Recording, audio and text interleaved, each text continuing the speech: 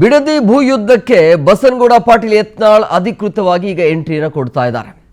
ಮೊದಲಿನಿಂದಲೂ ಯೋಜನೆಯ ವಿರುದ್ಧ ಗುಡುಕ್ತಾ ಇದ್ರು. ಬಟ್ ಈಗ ನೇರವಾಗಿ ಆ ಬಿಡದಿಯ ಜಾಗ ಅಂದ್ರೆ ಬಿಡದಿಯ ಬೈರಮಂಗಲದಲ್ಲಿ ಇವತ್ತು ಬಸನಗೌಡ ಯತ್ನಾಳ್ ಅವರ ಎಂಟ್ರಿ ಆಗುತ್ತೆ. ಘರ್ಜನೆ ಮುಂದುವರಿಯುತ್ತೆ. ಇಂದು ಸಂಜೆ 5:30ಕ್ಕೆ ಬೈರಮಂಗಲದಲ್ಲಿ ರೈತರ ಪರವಾಗಿ ಪ್ರತಿಭಟನೆ ಇರುತ್ತೆ. ಸೊ ಮೊದಲಿನಿಂದಲೂ ಕೂಡ ಈ ಯೋಜನೆಯನ್ನ ವಿರೋಧ ಮಾಡ್ಕೊಂಡು ಬಂದಿದ್ರು. ಬಟ್ ಈಗ ನೇರವಾಗಿ ಆ ಪ್ರತಿಭಟನಾ ಜಾಗಕ್ಕೆ ಹೋಗ್ತಾ ಇದ್ದಾರೆ. ಬಿಡದಿಯ ಬೈರಮಂಗಲದಲ್ಲಿ ಇವತ್ತು ಬಸನಗೌಡ ಯತ್ನಾಳ್ ಕಡೆಯಿಂದ ಘರ್ಜನೆ ಇರುತ್ತೆ.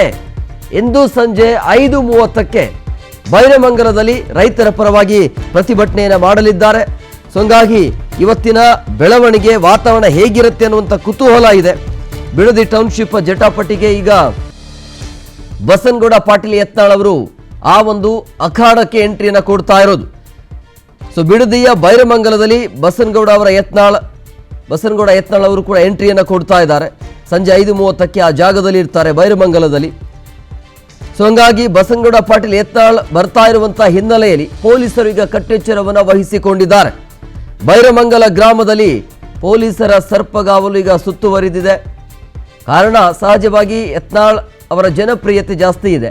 ಅವರು ಬಂದರು ಅಂತ ಹೇಳಿದ್ರೆ ಅವರ ಕಾರ್ಯಕರ್ತರು ಅಭಿಮಾನಿಗಳ ಸಂಖ್ಯೆ ಜಾಸ್ತಿ ಇರುವಂತಹ ಹಿನ್ನೆಲೆಯಲ್ಲಿ ಸೊ ಯಾವುದೇ ರೀತಿಯಾಗಿ ಸಮಸ್ಯೆ ಆಗಬಾರದು ಅನ್ನುವಂಥ ಕಾರಣಕ್ಕಾಗಿ ಮುಂಜಾಗ್ರತಾ ಕ್ರಮವಾಗಿ ಪೊಲೀಸರು ಈ ರೀತಿಯಾಗಿ ಕಟ್ಟೆಚ್ಚರವನ್ನು ವಹಿಸಬೇಕಾಗತ್ತೆ. ಆ ಕೆಲಸವನ್ನು ಪೊಲೀಸ್ನವರು ಕೂಡ ಮಾಡ್ತಾ ಇದ್ದಾರೆ.